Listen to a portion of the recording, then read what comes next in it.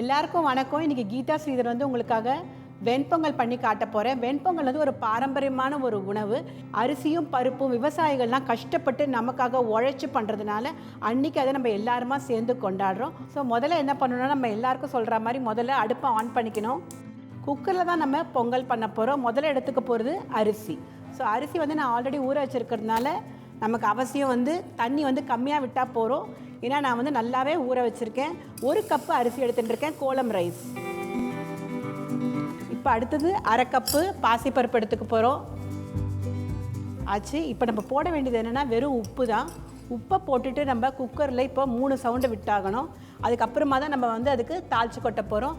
So தேவையான அளவு உப்பு போட்டாகணும். நான் வந்து என் கை அளவு போடுறேன், 2 டீஸ்பூன் போடலாம். இப்போது தண்ணி வந்து தேவையான அளவு விடணும்.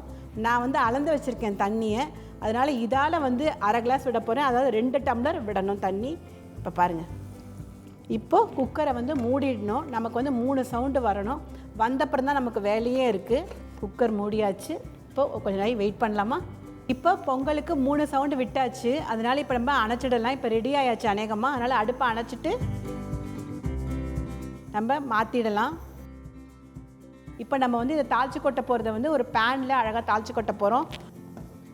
இப்போ இதை அடுப்பை ஆன் பண்ணிக்கணும். நான் எப்போதும் சொல்கிற அதே இதுதான். இப்போ நம்ம சேர்க்க வேண்டிய இதெல்லாம் ஒன்று ஒன்றா மெதுவாக போட்டாகணும். முதல்ல நம்ம போட போகிறது வந்து நெய். அடுத்தது போட வேண்டியது ஜீரகம். அடுத்தது மிளகு. அடுத்தது எல்லாருக்கும் பிடிச்ச முந்திரி பருப்பு.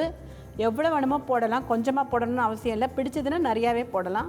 இல்லை யாருக்காவது வேண்டாம் அப்படின்னு நினச்சிங்கன்னா அதுவும் கொஞ்சமாக போடலாம். கருவேப்பிலை உடம்புக்கு ரொம்பவே நல்லது, அதனால் நான் கருவேப்பிலை போடுறேன். வாசனைக்கு பெருங்காயம் போட போகிறோம். பெருங்காயம் உடம்புக்கு ரொம்பவே நல்லது, ஜீரணத்துக்கும் ரொம்பவே நல்லது. இப்போது இது நல்லா செவக்கிற மாதிரி நம்ம வறுத்துக்கணும். இது ஒரு 2 நிமிஷம் கழிச்சு தான் நம்ம வந்து இஞ்சியை போடணும்.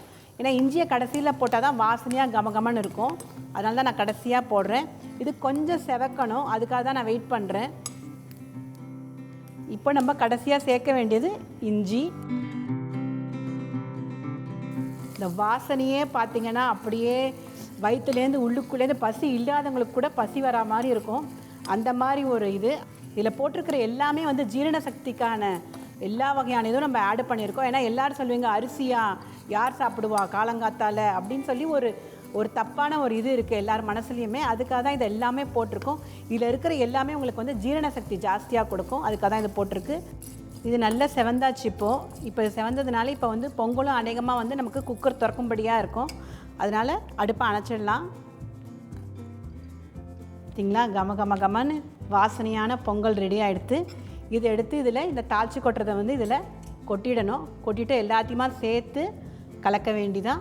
அவ்வளோதான், பொங்கல் ரெடி ஆயாச்சு. ஸோ பொங்கலை நல்லா கிளறணும். நல்லா கலந்தாச்சு. சுட சுட பொங்கலை வந்து கத்திரிக்காய் கொட்சூல் கூடயும் சாப்பிடலாம், சாம்பாரோடையும் சாப்பிட்லாம், தேங்காய் சட்னியோடையும் சாப்பிட்லாம், வெங்காய சட்னியோடையும் சாப்பிட்லாம். எது கூட சாப்பிட்டாலும் ரொம்ப நல்லா இருக்கும். வாங்க, இது எப்படி வந்து வேணுங்கிற மாதிரி நீங்கள் பண்ணிக்கலாம். ரொம்ப பசியாக இருந்ததுன்னா நேராக போட்டு சாப்பிட்டுடுங்க என்ன மாதிரியே. இல்லை யாருக்கா இந்த மாதிரி அழகாக பண்ணி கொடுக்கணுன்னு ஆசைப்பட்டிங்கன்னா, குழந்தைங்களுக்குலாம் இந்த மாதிரி வகை வகையாக பண்ணி கொடுத்தீங்கன்னா அவங்க ரொம்ப சந்தோஷமாக ஹாப்பியாக சாப்பிடுவாங்க. அதனால் இந்த மாதிரி குழந்தைங்களுக்காக நீங்கள் இந்த மாதிரி பண்ணிவிட்டு கப்பால் இந்த மாதிரி ஷேப் பண்ணிவிட்டு இந்த மாதிரி மெதுவாக கொண்டு வந்து மெதுவாக அப்படி பண்ணி அப்படி பண்ணணும். பார்த்திங்களா எவ்வளோ அழகாக வந்திருக்குன்னு. ஸோ சுட சுட வெண்பொங்கல் ரெடி ஆயாச்சு. நீங்கள் என்ன பண்ணணும், சஞ்சீவ் கபூர் கசானாக்கு லைக் பண்ணணும், ஷேர் பண்ணணும், கமெண்ட் பண்ணணும், மறக்காமல் சப்ஸ்கிரைப் பண்ணணும். பாய்.